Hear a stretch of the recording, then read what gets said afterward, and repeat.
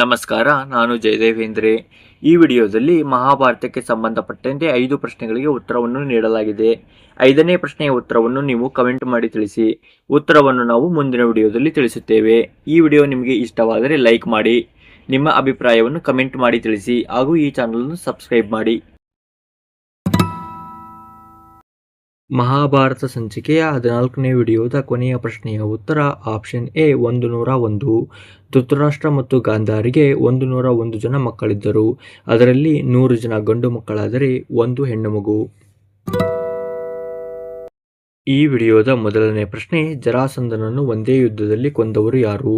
Option A Arjuna, option B Dushasana, option C Bhima, option D Karna.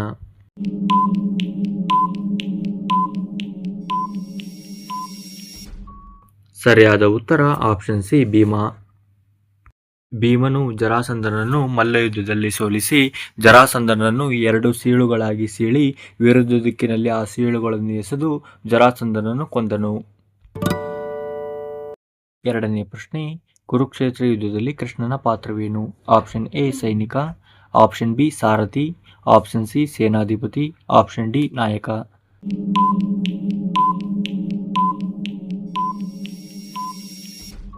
ಸರಿಯಾದ ಉತ್ತರ option B ಸಾರಥಿ. ಈ ಕುರುಕ್ಷೇತ್ರ ಯುದ್ಧದಲ್ಲಿ ಕೃಷ್ಣನು ಪಾಂಡವರಿಗೆ ಮಾರ್ಗದರ್ಶಕನಾಗಿ ಮತ್ತು ಮಧ್ಯಮ ಪಾಂಡವ ಅರ್ಜುನನಿಗೆ ಸಾರಥಿಯಾಗಿ ತನ್ನ ಪಾತ್ರವನ್ನು ನಿರ್ವಹಿಸಿದನು. ಮುಂದಿನ ಪ್ರಶ್ನೆ, ಕೌರವರಲ್ಲಿ ಹಿರಿಯರು ಯಾರು? Option A Dushasana, option B Duryodhana, option C Karna, option D ವಿಕರ್ಣ.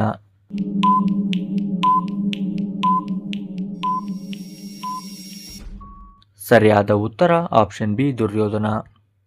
Dhritarashtra ಮತ್ತು ಗಾಂಧಾರಿಗೆ ಒಟ್ಟು 101 ಜನ ಮಕ್ಕಳಿದ್ದರು.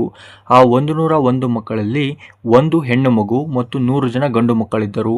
ಆ 100 ಜನ ಗಂಡು ಮಕ್ಕಳಲ್ಲಿ ಪ್ರಥಮ ಕೌರವ ಎಂದರೆ ಅವನೇ ದುರ್ಯೋಧನ. ಒಬ್ಬ ಹೆಣ್ಣು ಮಗಳ ಹೆಸರು ದುಶ್ಶಲೆ.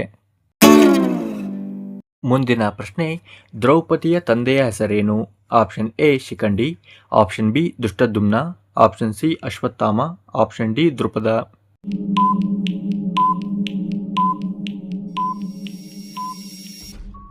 ಸರಿಯಾದ ಉತ್ತರ ಆಪ್ಷನ್ ಡಿ ದ್ರುಪದ. ದ್ರುಪದನು ಬಲಿಷ್ಠ ಮಕ್ಕಳು ಹುಟ್ಟಲೆಂದು ಯಜ್ಞವನ್ನು ಮಾಡಿದಾಗ ಅಲ್ಲಿ ದುಷ್ಟದ್ಯುಮ್ನ ಮತ್ತು ದ್ರೌಪದಿಯ ಜನನವಾಗುತ್ತದೆ. ಆದ್ದರಿಂದ ದ್ರೌಪದಿಯ ತಂದೆ ದ್ರುಪದ ಎಂದು ಹೇಳಬಹುದು. ಕೊನೆಯ ಪ್ರಶ್ನೆ, ದ್ರೌಪದಿಯ ಮೊದಲ ಹೆಸರೇನು?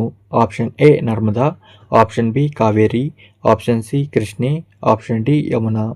ಈ ಪ್ರಶ್ನೆಯ ಉತ್ತರವನ್ನು ನೀವು ಕಮೆಂಟ್ ಮಾಡಿ ತಿಳಿಸಿ. ನಾವು ಈ ಪ್ರಶ್ನೆಯ ಉತ್ತರವನ್ನು ಮುಂದಿನ ವಿಡಿಯೋದಲ್ಲಿ ತಿಳಿಸುತ್ತೇವೆ. ಸಂಪೂರ್ಣವಾಗಿ ವಿಡಿಯೋವನ್ನು ನೋಡಿದ್ದಕ್ಕಾಗಿ ಧನ್ಯವಾದಗಳು. ಈ ವಿಡಿಯೋ ನಿಮಗೆ ಇಷ್ಟವಾದರೆ ಲೈಕ್ ಮಾಡಿ, ಹಾಗೆ ಈ ಚಾನಲನ್ನು ಸಬ್ಸ್ಕ್ರೈಬ್ ಮಾಡಿ ಹಾಗೂ ಈ ವಿಡಿಯೋವನ್ನು ನಿಮ್ಮ ಸ್ನೇಹಿತರಿಗೆ ಶೇರ್ ಮಾಡಿ.